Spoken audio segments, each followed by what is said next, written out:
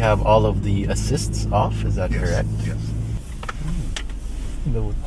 Those are some pretty deep holes there. I'll ask you not to use the brakes. Okay. No brakes, okay? No brakes. Ready? Yeah. All right.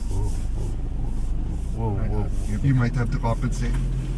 We're going to tilt a little more. Okay, correct. Right. Just keep driving, dude. Thank you, Siri. Hey guys, here we have the next gen Toyota Hilux, and today we are going to be doing a POV test drive. But before that, let's go ahead and check out the exterior and interior first. We can see up front it has a redesigned fascia. It now wears Toyota's latest design language for this Hilux, which is this Cyber Sumo design. For the diesel versions of the Hilux, you still get this mesh type grille up front. For the BEV, it is enclosed, and here you can see the slim LED headlights with LED DRLs. You can see this faux venting right here just to add accent to the front. You also have the radar here for the adaptive cruise control. Overall, I think it is very handsome. It looks aggressive, but what do you guys think? Let me know in the comments below. As we move towards the side, the overall greenhouse is somewhat similar to the outgoing Hilux. Apart from the bed, we can see it has a much more sculpted look at the rear with these character lines that goes well with the whole look of the rear. You can see a redesigned taillight right here with this C-type LED design. You have Toyota stamped on the tailgate. And what's new for the next gen Toyota Hilux are these side-mounted stepboards, so you can easily access the bed. And as with the Conquest variant, you get this sports bar here on the bed. The regular Hilux won't get that. Let's open up the tailgate. It is nicely assisted. You can see the struts right here on the tailgate, so you can just open it and it will gradually lower. So you can see the Toyota lettering there, and it is lined from the factory. You have some tie-down hooks all around with the Toyota logo, and to close it up, you just lift it up there very easily. Let's try to lower it. Oh, there you go. See, it lowers down with ease. Let's check out the rear seat space. Getting in is fairly easy thanks to the stepboard and the grab handle, but the ride height is a bit high. Let's close the door. Solid door sounding. Now up top you do get some hard plastics, but the armrest is somewhat padded. This is set to my driving position. I have decent amount of legroom, lots of footroom. As for headroom, I have about this much. I do wish it reclined a bit just so you can get more comfortable at the back. Amenities include 2 Type-C charging ports, 2 rear AC vents, and a center armrest with 2 cup holders. If I move towards the center, there's a drivetrain tunnel here, so footroom for the middle passenger can be a bit of a challenge, and sitting 3 people abreast can be a tight squeeze because the car is somewhat narrow. This is the overall dash design of the Hilux. It is redesigned for the next generation, and we'll get into that more as we move towards the front. For the doors, you also get some small cubbies here and a place for a medium-sized bottle over there. Now it's time to take it off-road. Let's go ahead and hop inside. Very exciting. You can see the mud on the tires already, so you'll know what we're up for. Close the door. Nice and solid. So this is the key fob for the Hilux. It is your typical Toyota key. You have your lock, unlock, and your panic. You have a spare key right here. To turn on the air conditioning, there are physical controls here on the center of the dash. You can adjust this for the fan speed. It is a toggle dual zone automatic climate control. It has a traditional gear selector for the ICE variant, for the diesel. I believe for the BEV you have a little toggle switch right here. There's an electronic parking brake, which is new for this model. Okay. Okay, it's clear, John. Ooh. Keep going. Oh. So we're sticking true to the go anywhere. That's we're in too high. Too high, right? There you go. There you go. So everything here feels very mechanical. But what's nice is there's an on-the-fly switch here for the 2 high and 4 high mode. So the engine for this one is still the 2.8 diesel, Yes. right? Turbo diesel. The tried and tested engine from Toyota, which powers a lot of previous vehicles. Okay.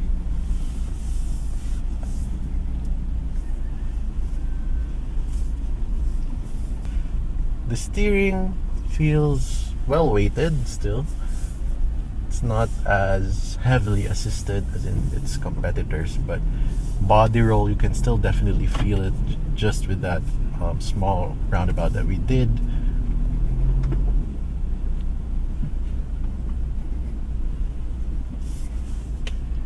Driving position is pretty spot on. You sit nice and high, and you can see a good view of the hood.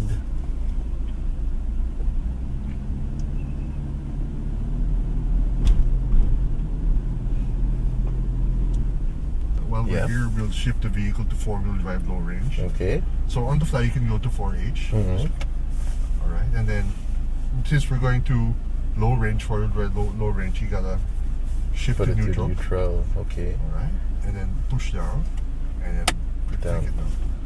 And then we should get a confirmation in the dash, steady H4 amber light. Yep. There you Also go. we got. So we switch to drive. Ooh.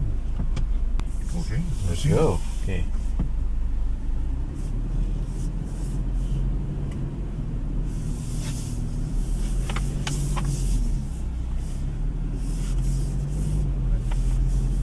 Nice and slow, just like that. Okay, keep going.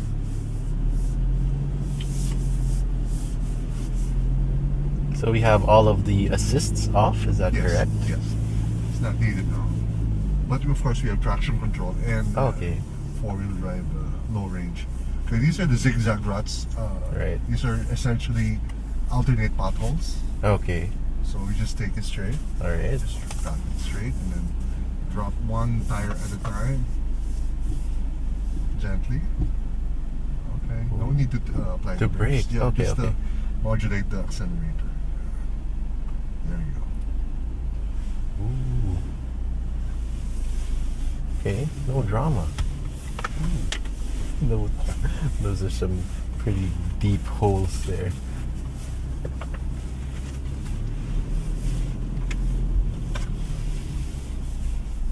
Nicely done.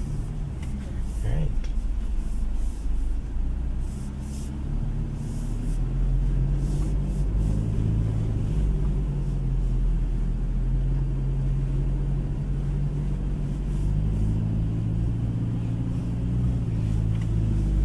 Okay, come to a full stop here, DJ. Okay. Here.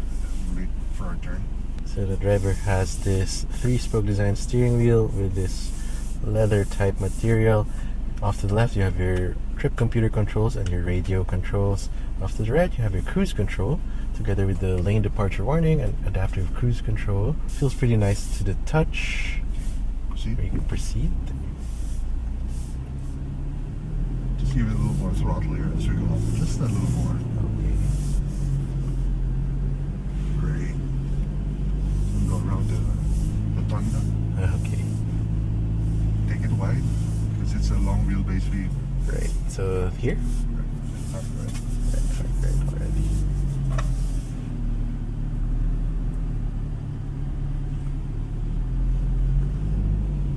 Cool. Okay, still did it with one turn. Oh.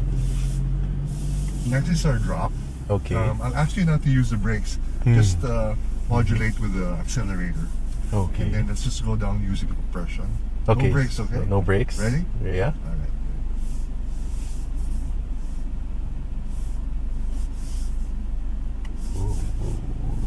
Whoa, Right, whoa. give a little brake. Okay, then accelerator. There you go. Good job. Thanks. Now this is the off-camber obstacle, so Yeah. just follow the track. Follow the track and then As much as possible, keep it straight. Straight, But okay. you might have to compensate, especially when you get to the end.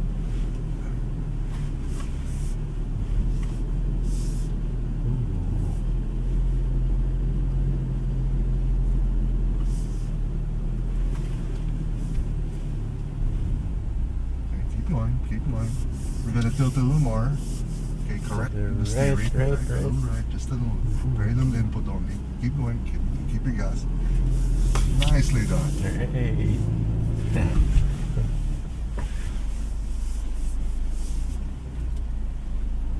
So it still feels pretty easy to drive to maneuver around, even though we're doing like different angles already.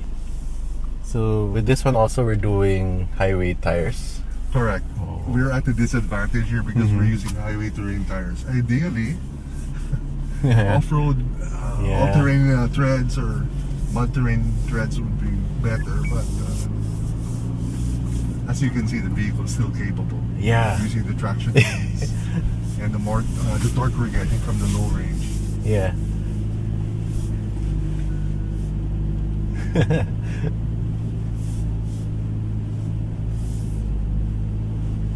It just goes and goes. The diesel is very torquey.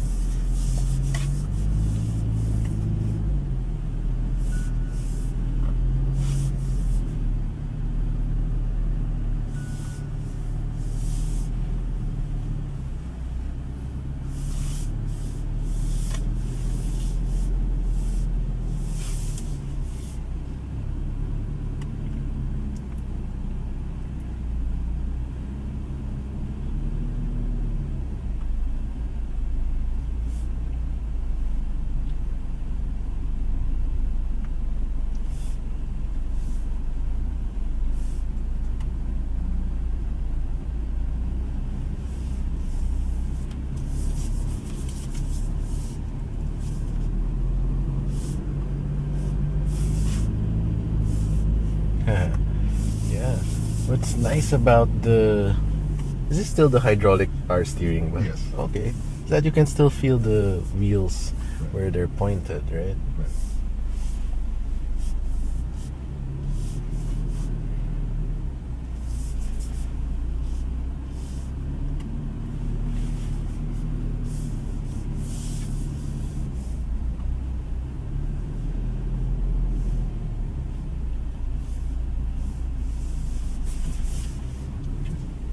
What we can do now is shift to four-wheel drive high range. We have to go to Neutral first. Okay. Then again, press and flip up. That's it. Okay.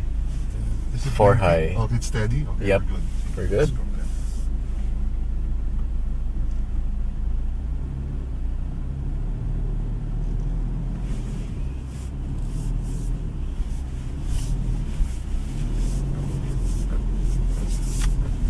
You notice we no longer have that crawl speed, no? Yeah. But that's great for flat, slippery surfaces, gravel roads, sand. We can shift to two-wheel drive down to something Two-wheel flat. drive, okay. Alright. I don't know if you felt that. The Yeah. front disengaged. Okay. So that's a normal thing Yes. for this. Okay. Again, it feels very mechanical. But I think what's new also is the drive mode, right? For this. Yes, we actually didn't use it. Yeah. It has all the modes. It's got mud, sand, Yeah. rocks. So it just goes to show how capable this car still is without all these, gizmos.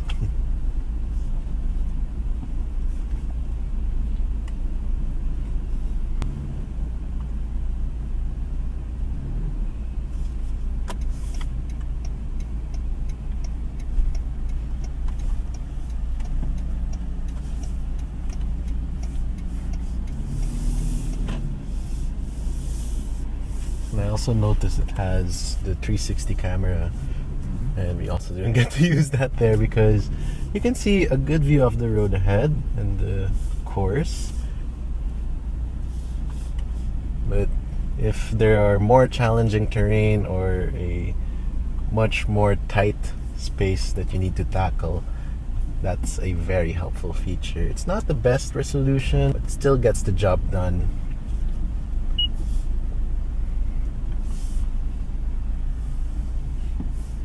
You have this floating style tablet right here with some shortcut buttons underneath. Thankfully, you still have this volume button. It's not embedded in the touchscreen, but you have Apple CarPlay and Android Auto built in. The driver sees this expansive digital gauge cluster, which feels very high-tech for a Hilux.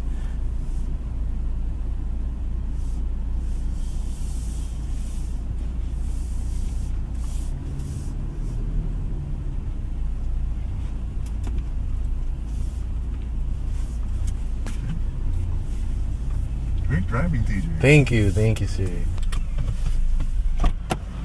Okay guys, that was an off-road drive of the Hilux. If you enjoyed this video, please leave a like and don't forget to subscribe to the channel to be notified once I upload a new video. This has been TJ. I'll see you in the next video. Thanks for watching.